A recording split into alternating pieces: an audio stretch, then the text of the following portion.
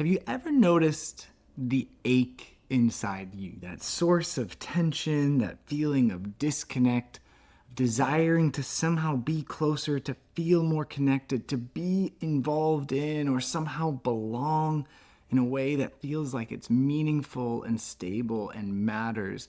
One of my favorite early exposures to this was reading the story of Perks of Being a Wallflower. In fact, my wife pointed it out to me.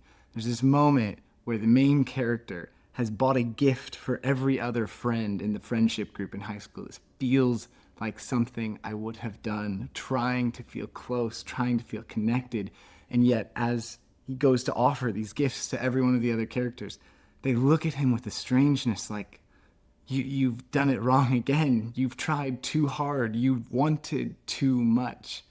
There is a crisis taking place right now, a verifiable crisis of loneliness. And yet I have a hunch, in fact, an encouragement to you that loneliness is actually a reflection of the moment, the age, the culture that we find ourselves in, and that Christianity has resources, has encouragement, even though it might not offer everything you were hoping that it would. So first, let's talk about what's going on with loneliness today.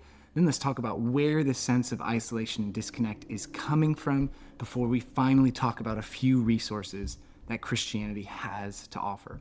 So first, let's talk about loneliness today. The problem is acutely and verifiably real in ways that it has not been before. A lot of the research on this that people grab from is a 2023 study by the Surgeon General commissioned under President Biden, in which it found 1 out of 2 adults report feeling loneliness regularly. Perhaps the most concerning statistic in this study was related to young men. In fact, they found that 30% of young men feel lonely weekly, 10% feel lonely daily, and perhaps most troubling, in the year 1990, 3% of young men said they could not identify one close friend. That number was now skyrocketed all the way up to 15% of young men who say that they cannot identify a single close friend. Now, this isn't a video about male friendship, although I will say, if you are paying attention to the trends, one of the funniest ones on TikTok right now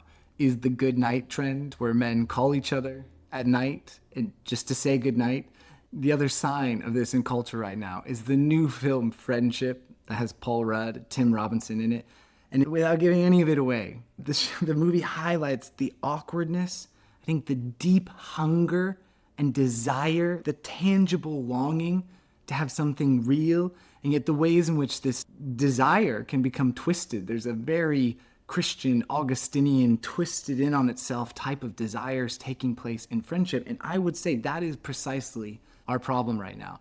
The spikes in loneliness mean that we are going to be more desperate for friendships. Just like Perks of Being a Wallflower, there's going to be more desperate bids on our part to find friendship, to substitute friendship, to replicate friendship.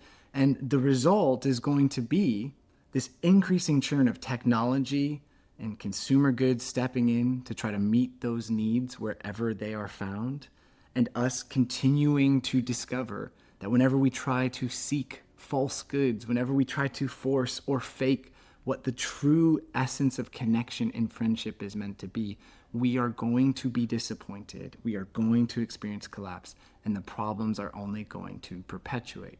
So this leads me to where did this come from? Why are we struggling so much with connection, with friendship? Why is loneliness so heavy upon us right now as a culture? My proposal to you is that one of the most helpful resources in unpacking why we're here, where we are as a culture in this moment, is Charles Taylor's A Secular Age. And one of the proposals that Taylor puts forth is that we've actually been in this multi-century shift in which identities, our sense of self, who we are, how we determine what we value and how we're known in the world, all of that has become pressurized on what he calls expressive individualism. Expressive individualism. The idea is that because God has been removed, he talks about immanence as this dome closing in on us, pressing us further and further in on ourselves, and particularly in the last 100 years or so. You look at the rise of psychology and Sigmund Freud. You look at this sense of disillusionment and cynicism that was generated by our world wars. And all of our pressure has gone inside ourselves to the point that we must be the ones to look inside and express what we find there. That is our identity. That's how we construct who we are. And since the 1960s, especially in America, this has been encouraged. This is what our culture is doing. This is the churn of American individual life. So the problem then is this. Every single one of us have the thrilling possibility of crafting an identity that is all our own. I mean, this is exciting that you could become whoever you want to be if you have a new job that your family's never participated in before, that it's a trade or an industry or a degree. You can go do this. And as we wrestle through all of this churning identity construction work, we are thrilled by the idea, the possibility that we could be known as an entirely distinct, celebritized entity.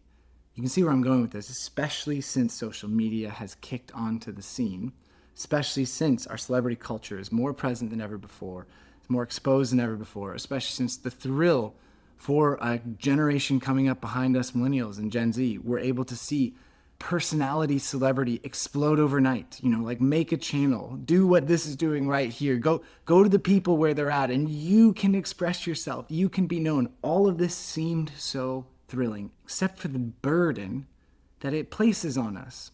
If the weight of individual expressivism is on your shoulders, then what happens when you are trying to be known by other people?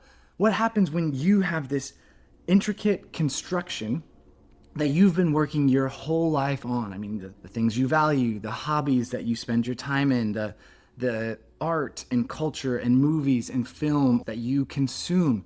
You've got all these things that you've been stockpiling in the frantic and frenetic work of your identity construction. And now you're trying to present that back to the world. This is the pressure of social media, like share it all, give us everything you got, show us the shiny, glossy pieces of the identity that you've been working on. But the challenge is when people go to interact with this intricate identity that you've constructed, it's so easy for them to miss who you are, right? Like, they can't know every single hobby that you have. They can't know every single interest, value, especially when you involve things like spirituality and faith. They can't fully know all the different components of what makes you. So you have two options. If they can't fully know who you are, then you can either pick and choose.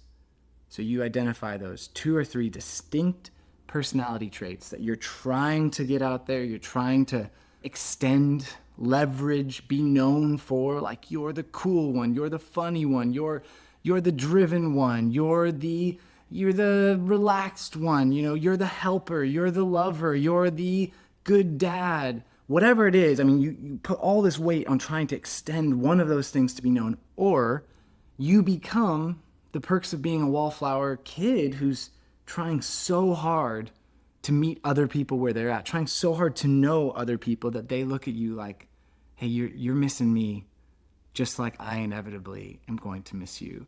I think this is some of the psychological weight of our loneliness crisis. It is an identity construction project that became far too heavy for each of us to bear. We are all disappointed with our own identities, like the identities we are fully in control of constructing. How much more so will we feel disappointed when that identity we try to put forth to others is missed, is ignored, is misunderstood, or maybe for me at least personally, possibly the worst experiences of all, are when the identity I want to be seen and known for is only partially received. Have you ever had those moments where someone connects to you? It's a person who likes the same sports team as you, or has shared a similar European adventure or vacation, or likes that one movie that you liked, and then you go to connect deeper on it and you're like, but did you see that scene and find it so moving and compelling like I did? And the person's like, no. And you're left with this sort of like knownness and not being known. This, Charles Taylor is trying to tell us, is the complex intersection. He at one point calls it cross pressures. It's the sense of too much pressure placed on our identities for even the closest friendship to hold. So, if this is our current moment, if this is our crisis, if this is the spiritual crisis of loneliness that's taking place in each of us, what does Christianity have to say? What does God have to do or mean to any of this? What hope do we have in this particular moment? I think at least one of the first steps to take as a Christian, as somebody trying to follow Jesus, is to acknowledge there will be this temptation for each of us to hunker down in what I want to call identity shelters, these small enclaves of knownness where we think if we can just build a strong enough barricade, like if we can get a bunker here in this particular identity, then maybe we can huddle up with just a few friends and we can kind of shelter ourselves off in the outside world. I feel like some of the people I've seen most effectively deal with loneliness are those who get most deeply entrenched into some small niche subculture. And let me just say, I get it. I get why really getting deep into the Marvel Cinematic Universe, why really getting deep into Taylor Swift music and lore, why really getting deep into that one sub-niche of sports or golf or like ping pong tournaments, whatever it is, there's this temptation that if we bunker down, we find our few friends who are hobbying it up with us in the city, then maybe there we can solve the wound of loneliness. And I just want to be clear, the church itself becomes a kind of temptation as an identity shelter where I've seen many people struggle with this sense of like, I can't be known out there in the culture because this identity construction project is too much. So maybe I'm just going to hunker down here and be known in the church and ignore the rest of the world and all of the struggle to find myself out there. I think we need to do a better job as Christians naming this temptation, and instead of embracing it, just seeing it for what it is. It is an attempt to hold all of the tension and the pain that we're experiencing in this identity construction project of knownness and not being known.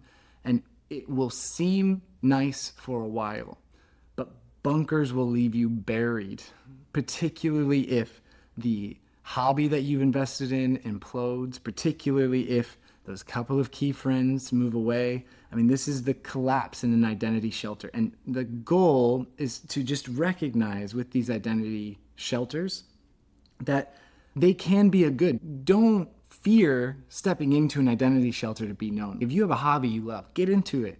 Like, that's amazing. But as Christians, see that these identity shelters need to also be left. They can't fully protect you from the pressure and the weight of this identity construction project. So let's just name these for what they are. They're goods, they exist, they're a great place to get to know people, but they shouldn't become everything, and especially for Christians who are trying to do it with the church. Don't let your identity shelter become your whole identity.